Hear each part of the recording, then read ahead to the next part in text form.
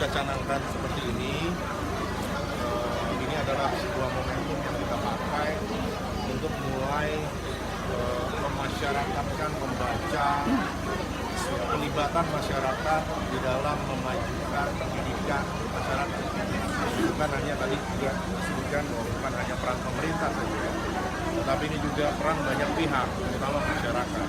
Karena masyarakat juga ikut serta secara aktif di dalam memajukan pendidikan dan kebudayaan di khususnya di kabupaten kita ini. Nah, inilah hari ini kita canangkan seiring dengan Hari Pendidikan Nasional. Upayanya adalah di sekolah-sekolah kita mengundang orang-orang tua, ya. Di PAUD juga kita undang orang-orang tua untuk membacakan buku-buku.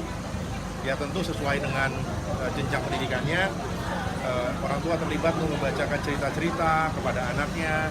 Tapi tidak berhenti di situ. Yang kita harapkan sebenarnya di rumah, karena di rumah kan waktunya lebih banyak. Jadi orang tua mulai membiasakan diri untuk meluangkan waktunya, mengumpulkan anaknya gitu ya, untuk membacakan buku-buku yang bermanfaat untuk meningkatkan intelijensi, moral dan lain dan sebagainya. Sehingga benar-benar pendidikan ini bukan hanya diprakarsai dan dipelopori oleh pemerintah, tetapi juga oleh masyarakat. Itulah gerakan nyata yang diharapkan melalui Kertas Bakti.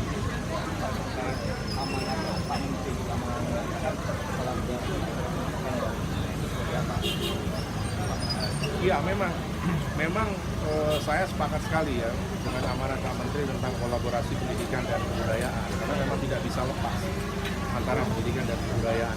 Nah, di Papua Barat sendiri kita menekankan terhadap, tentu pendidikannya sudah selesai karena ada institusi formal, ini SD, SMP, SMA-nya sudah ada, di sana sudah ada proses belajar mengajar pendidikan. Nah, kebudayaannya adalah kita kedepankan pendidikan bermuatan lokal.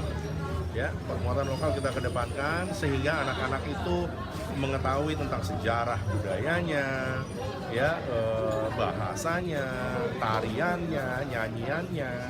Yang kemudian juga di tingkat-tingkat informal juga kita dorong sanggar-sanggar untuk bisa hidup, untuk bisa juga mendorong kebudayaan itu hadir di tengah-tengah masyarakat, khususnya di generasi muda.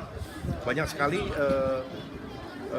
kelompok-kelompok tari, kelompok-kelompok budaya yang sudah dibina lah dalam tanda petik oleh pemerintah, tapi diharapkan ke depan ini akan tumbuh terus sedemikian besar dan juga kemandiriannya juga kita harapkan sehingga beban APBD tentu bisa berkurang, tetapi juga tidak mengurangi penyebaran ataupun pendalaman kebudayaan di tingkat masyarakat. Termasuk melakukan perlombaan-perlombaan itu?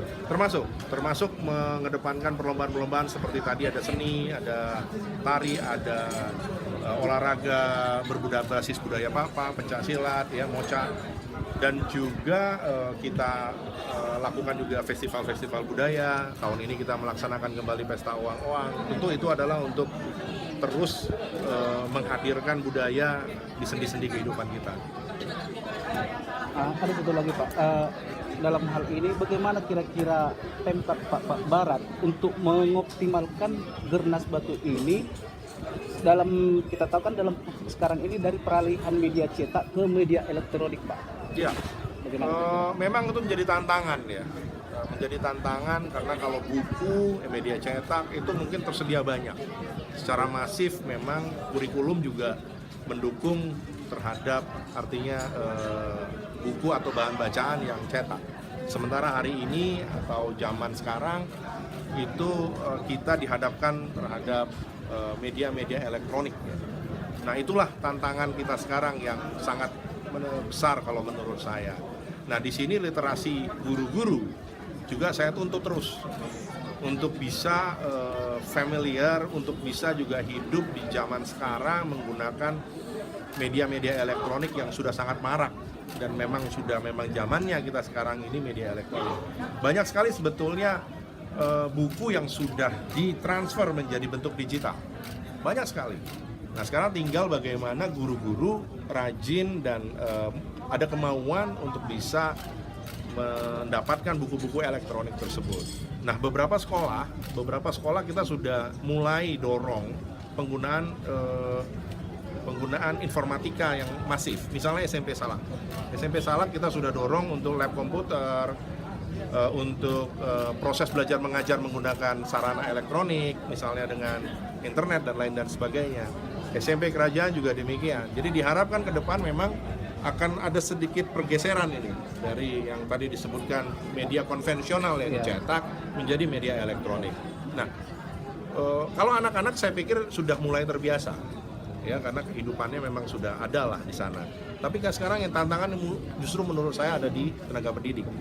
Mereka harus kita dorong lebih jauh lagi agar bisa hidup dengan kekinian lah, sehingga proses elektronifikasi lah dalam tanda petik dalam hal membaca itu menjadi lebih tinggi.